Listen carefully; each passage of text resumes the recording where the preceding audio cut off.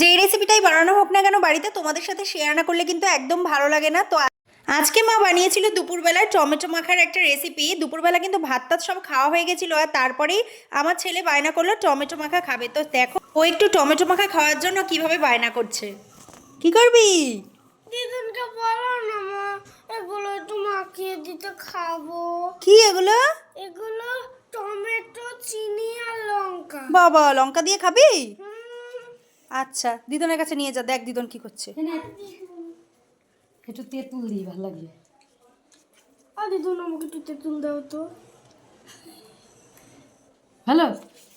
লবণ নিয়ে আয়। হুম, লবণ না দিলে কি দিয়ে মাখবো? নিয়ে আয় যা তাড়াতাড়ি।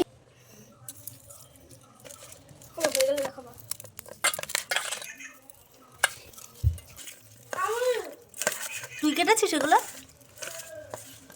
আমি তরকারির জন্য কেটেছিলাম। থাক, করে দাও।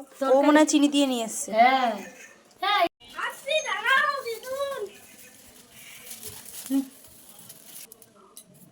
আগেই লোল পড়ে।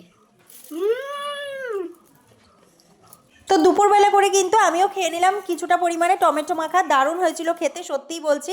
তো তোমাদের কেমন লাগলো আমার এই আজকের রেসিপিটা অবশ্যই আমাকে জানিও।